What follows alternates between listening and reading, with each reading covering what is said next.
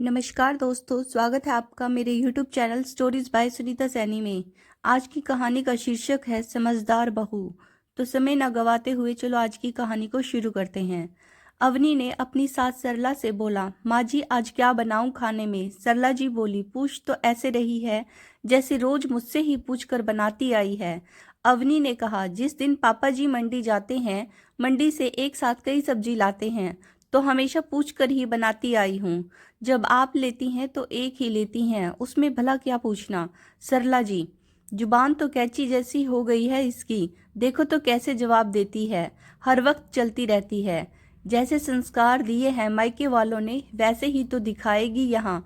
न खाना बनाना आता है न घर के काम, बस बहस करवा लो।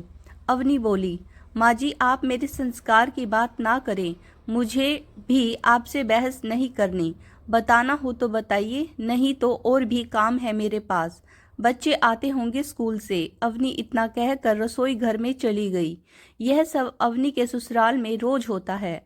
उसके और राहुल के विवाह को इतने साल पूरे हो चुके हैं। 9 साल तक चूत भी नहीं किया अवनी ने। बस सुबह से शाम तक सास ससुर देवर ननद पति बच्चों की खातिरदारी में ही लगी रहती। देवर का अभी पिछले साल विवाह हुआ। देवरानी जी ऐसी आई कि 1 साल में ही सास से तंग आकर देवर के साथ अलग रहने लगी। उसमें भी सास को अवनी ही बुरी लगती। सरला जी कहती, छोटी बहू पढ़ी लिखी है, नौकरी करती है वहां, इसीलिए चली गई यहाँ से।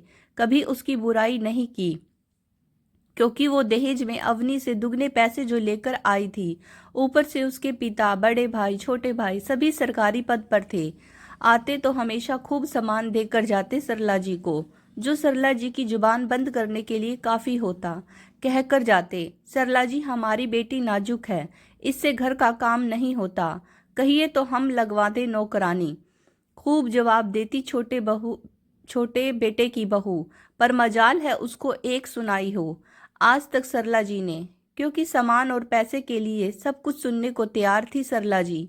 दूसरी तरफ बेचारी अवनी, गरीब परिवार से, पिताजी किसान, एक भाई वो भी बेरोजगार। इस वजह से बेचारी को हमेशा ताने सुनने पड़ते। जब विवाह करके आई तो राहुल ने साफ कह दिया, मेरे छोटे भाई बहन अब तुम्हारे बच्चे जैसे हैं, इनके विवाह तक सारी जिम्मेदारी हमें ही निभानी है।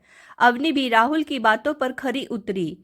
अपने बच्चों से भी ज्यादा प्यार दिया उसने देवर और ननद को। बच्चे भी उसके विवाह के 6 साल बाद हुए, क्योंकि राहुल को लगता था कहीं मेरे भाई बहन की तरफ अवनी का ध्यान कम ना हो जाए। वैसे तो राहुल अवनी को बहुत प्यार करता था। उसी के सहारे वो सरला जी की करेले से भी कड़वी बातों को सहती रही।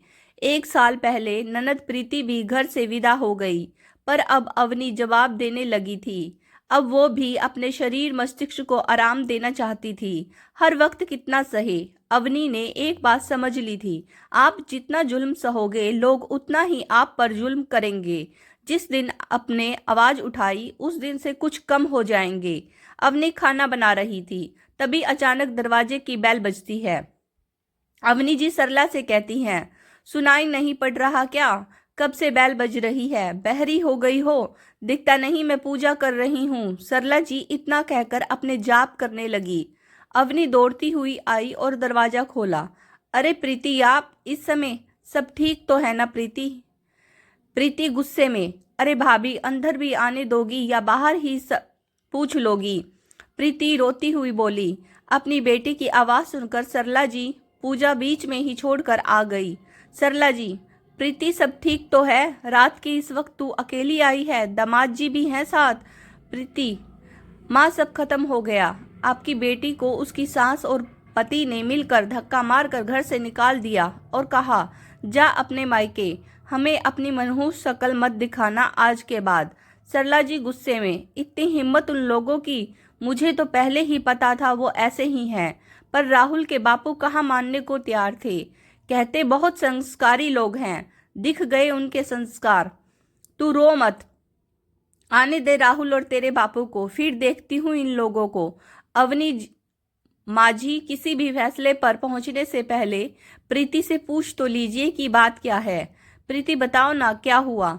जीजा जी तो काफी सुलझे हुए सरल स्वभाव के हैं, मुझे नहीं लगता कि वो बेवजह इस तरह बदतमीजी से बात करेंगे आपसे।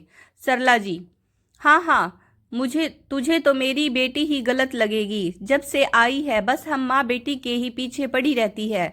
अवनी, माँ जी मैं प्रीति से बात कर रही हूँ, आपसे नहीं। तो बेहतर है आप थोड़ा चुप रहें। तो बोलिए प्रीति, क्या बात हुई? प्रीति रोते हुए कहने लगी, भाभी मेरी कोई गलती नहीं। आप ही बताइए, किटी पार्टी जाने में भला क्या बुराई है? आजकल सभी लेडीज जाती हैं। मैंने बस इतना कहा, मैं किटी जा रही हूँ, मम्मी का खाना नौकरानी बना देगी, कोई जरूरत हो तो बता देना। आपके जीजा जी बरस पड़े, कहते, दिखता नहीं माँ की तबीयत कितनी खराब है। तुम्हारा ये रोज रोज का बाहर जाकर पैसे खर्च करना मुझे पसंद नहीं। अब आप ही बताइए, उनकी माँ तो हमेशा से ही बीमार रहती हैं, तो क्या मैं अपनी जिंदगी जीना छोड़ दूं? बोलते हैं तुम जब से आई हो घर में नौकरानी का खर्चा, तुम्हारे खर्चे इतने हो गए हैं। मुझे अपनी छोटी बहन की शादी भी करनी है, इन सब चीजों के लिए पैसा नहीं है मेरे पास। मुझे भी गुस्सा आ गया। मैंने भी कह दिया, भाभी कंगालों के घर शादी हुई है मेरी। मेरे तो कर्म फूट गए।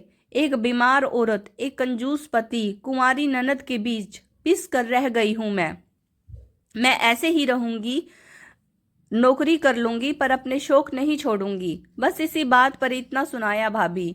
नौकरी करनी है तो अपने मायके जाके कर, यहाँ माँ की सेवा करनी होगी। मैं आ गई इसीलिए। अब मैं उस घर में कभी नहीं जाऊंगी भाभी, कोई वहां मुझसे प्यार नहीं करता। अवनी ननद प्रीति की पूरी बात सुन प्रीति के आंसू पोंछते हुए बोली, ऐसा नहीं है प्रीति की कोई आपसे प्यार नहीं करता, गलती आपकी भी है। सरला जी, ये क्या बोल रही है तू? एक तो वो इतनी परेशान है, तू उसी को गलत बोल रही है। यही संस्कार दिए हैं तेरे माँ बाप ने तुझे कि अपनी ननद को उल्टा जवाब दे। माँ जी आप बार बार क्यों मेरे मायके और संस्कार को बीच में लाती हैं? और आप संस्कारों की बात तो कीजिए ही मत माँ जी। आपके ही संस्कार हैं जिस कारण प्रीति अपना स्वर्ग जैसा ससुराल छोड़कर यहाँ आई है। अगर संस्कार दिए होते तो अच्छे बुरे की पहचान करना आती। इन्हें मैंने कभी अपनी ननद नहीं, हमेशा बेटी माना है। जब इस घर में आई थी 12 साल की थी प्रीति। मैंने इनसे कहा, कितनी छोटी है मुझसे। उन्होंने कहा प्रीति मेरी बेटी जैसी है, उसकी आंखों में कभी आंसू मत आने देना। और मैंने भी ऐसा ही किया। प्रीति, क्या गलत कहा मैंने? पता है आपको, जब मैं शादी करके आई यहाँ तब आपके भैया ने साफ कह दिया, मैं कोई खर्चा नहीं दूंगा तुम्हें फिजूल खर्च के लिए। मेरे सामने 2 बड़ी जिम्मेदारियां हैं, मेरे छोटे भाई बहन, पिताजी बीमार रहते हैं, आमदनी का जरिया सिर्फ मेरी छोटी सी नौकरी है। आप लोगों की देखभाल के कारण ही हम लोगों ने कोई बच्चा नहीं सोचा, पर रोज रोज के माँ जी के ताने, बांझ ही रहेगी ये, जरूर कोई कमी है इसमें, तभी बच्चे नहीं हो रहे। अरे हमारे कर्म फूटे हैं जो ऐसी बहू हमें मिली। तब मेरे स्वाभिमान को ठेस पहुंची। मैंने कह दिया आपके भैया से, समाज मुझे जीने नहीं दे रहा, आपका फैसला बदल लो, एक बच्चा कर लेते हैं, आपके भाई बहन की कोई अनदेखी नहीं होगी। तब जाकर गुड़िया मेरी गोद में आई। दिन भर माजी के ताने, घर के कामों में लगी रहती। शायद ही कभी मैंने बाजार का रुख किया हो, मन मार कर रह जाती। अगर मैं भी आपकी तरह घर छोड़कर चली जाती तो जो स्थिति इस घर की है वो होती। आप अच्छे से जानती होंगी प्रीति, क्या मैंने कभी आपको कुछ गलत समझाया, प्यार में कोई कमी रखी? आप बहुत किस्मत वाली हैं जो जीजाजी के रूप में आपको बहुत ही समझदार और प्यार करने वाले पति मिले हैं। आप यहाँ झगड़ा करके तो आ गई, पर वहाँ जीजाजी का क्या हाल हो रहा है क्या आप जानती हैं? आपके घर से निकलते ही दौड़ते हुए आपके पीछे आए, पर तब तक आप गाड़ी से निकल चुकी थी। बता रहे थे अवनी भाभी, प्रीति शायद आपके पास आ रही है, बहुत गुस्से में है, उससे कुछ मत पूछिएगा, वैसे ही बहुत परेशान है। गलती मेरी ही है, अपनी प्यारी पत्नी की छोटी छोटी ख्वाहिशें भी पूरी नहीं कर पाता। बहुत असफल इंसान हूं मैं। बस माँ को खाना खिलाकर दवाई देकर आता हूँ प्रीति को लेने। प्रीति, क्या भाभी, क्या आप सच कह रही हैं? उन्होंने आपको पहले ही बता दिया था, मेरी कोई बुराई कोई गलती नहीं बताई, फिर आपने बताने में इतनी देर क्यों की? अवनी, मैं बस आपको समझाना चाहती थी कि रिश्ते खत्म करना बहुत आसान है, पर उन्हें संजो कर रखना बहुत मुश्किल। तो क्या फैसला किया है आपने? कमरे में सामान रखवा दूं आपका? आराम से यही रहिए, किट्टी पार्टी कीजिए। प्रीति क्यों शर्मिंदा कर रही हैं भाभी? मुझे अपनी गलती का एहसास हो गया। मैं भी कितनी नासमझ हूँ, अपने पति को ही नहीं समझ पाई। आप नहीं होती तो शायद आज मैं अपने घमंड के आगे अपना सबसे अनमोल रिश्ता खो देती। थैंक यू सो मच भाभी, आप दुनिया की बेस्ट भाभी हो। अवनी अरे बस बस दीदी, आपकी इसी मासूमियत भरी बातों से तो जीजाजी आपकी हर गलती नजरअंदाज कर देते हैं। प्रीति कोई गलती नहीं करूंगी, आपकी तरह अपनी सारी जिम्मेदारियों को बखूबी निभाऊंगी।